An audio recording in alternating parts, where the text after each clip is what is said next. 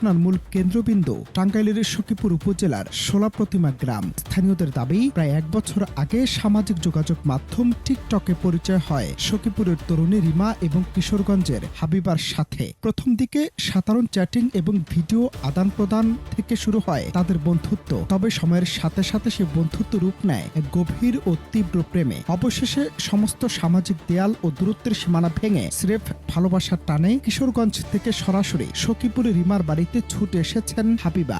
First time এমনি আর কি করে ও বলছিল যে আমরা ফ্রেন্ড হয়ে থাকবো। আমি পরে এমনি 2 দিন বউ বউ বলে ডাকতাম, পরে হঠাৎ করে অফ করে দিছে। পরে কয় বউ বলে ডাক দাও, না বললে ভালো লাগে না। এরপরে বলছি তাহলে কবুল বলো, পরে কবুল বলছে, আমিও বলছি। এরপরে থেকে এভাবেই সম্পর্ক চলতে চলতে পরে একদিন নিয়ে আসছে।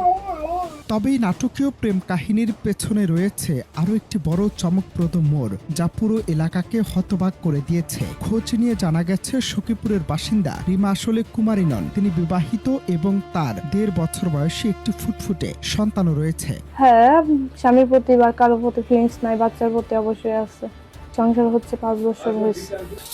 হ্যাঁ, তার আমি টাচ করতে দেই না ঠিক মতো, কারণ তার প্রতি কোনো চাহিদা ছিল না। আমি ওনারে অনেক ভালোবাসার চেষ্টা করছি, উনি আমার আর কি মনের মতো ছিল না।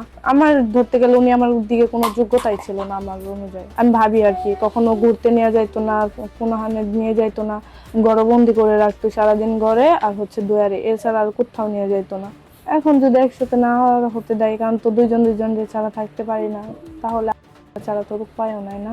কিন্তু হাবিবার প্রতি ভালোবাসার টান রিমার কাছে এতটাই তীব্র যে তিনি তার বর্তমান স্বামীর সাথে আর সংসার করতে একেবারেই নারাজ। সব সামাজিক সংস্কার, লোকলজ্জ, নিজের অবুঝ সন্তানের মায়া পেছনে ফেলে এমন কাণ্ডে বিস্ময় প্রকাশ করেছেন খোদ স্থানীয় বাসিন্দারাও। সে কালিয়া করতে এক বান্ধবী আনছে বাসায় অনেকদিন ধরে, বলছে যে বান্ধবী খেদায় দাও। আমরা সন্দেহ করছি অন্য কিছু ব্যবসা ট্যাবসা করে নাকি। যার পর সে বলছে বিয়ে করি, কিন্তু কোনো কাগজপত্র নেই। এটা কি সম্ভব? মেয়ে বিয়ে করার দুনিয়া এটা বিক্রি দিন, মানে আর কি শাস্তির হওয়ার দরকার। দেশবাসীর কাছে বিচার দেয় কি ধরনের শাস্তি দেওয়া যায়। আমরা এলাকাবাসী যখন তার পরিবারকে চাপ দিই, পরিবার যখন চাপ দেয়, মানে মেয়েটাকে তার বাড়িতে পৌঁছে দিতে চায়। তার ফ্যামিলি থেকে লোকজন আসতে বলে, তারা কেউ আসে না মেয়েটাকে নেওয়ার জন্য।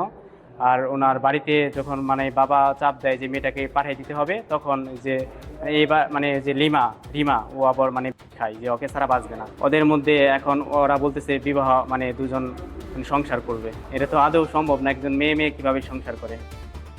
তবে দুই তরুণী একসাথে জীবন কাটানোর অদম্য ইচ্ছার জেদ প্রকাশ করলেও আমাদের সমাজ ব্যবস্থা এবং প্রচলিত আইনি বাস্তবতা তাদের এই সম্পর্কের সামনে দাঁড় করিয়ে দিয়েছে এক বিশাল প্রশ্নবোধক চিহ্ন। একদিকে স্থানীয়দের তীব্র সমালোচনা আর অন্যদিকে দেশের প্রচলিত আইনের জটিলতা। সব মিলিয়ে এই 2 অবাধ্য প্রেমের ভবিষ্যৎ এখন কোন দিকে মোড় নেবে তা নিয়ে ধোঁয়াশা আকাশ সমান। এখন চাকরি করব, চাকরিতে যতটুকু সাধ্য হয় ওর চালানো সুখী রাখার জন্য ওটা দায়িত্ব আমার। ও আমার ওয়াইফ, আমি ওনার হাজবেন্ড। আপনি হাজবেন্ড হিসেবে ওর চাহিদা পূরণ করতে পারবেন? হ্যাঁ, চেষ্টা করবো সাধ্য অনুযায়ী, যতটুকু আমার সাধ্য হয়। এখন ওসব নিয়ে তো আর কথা বলে লাভ নাই, তাই না? আমি ওরে নিয়ে হ্যাপি থাকলে আর ও আমাকে নিয়ে হ্যাপি থাকলে। আর যদি ও যাইতে পারে, এখনো যাইতে পারে, আমি ওরে আটকাবো না। জোর করে রাখার ইচ্ছা আমার নাই। অনন্ত হাসান মাসুদ, বাংলা টিভি।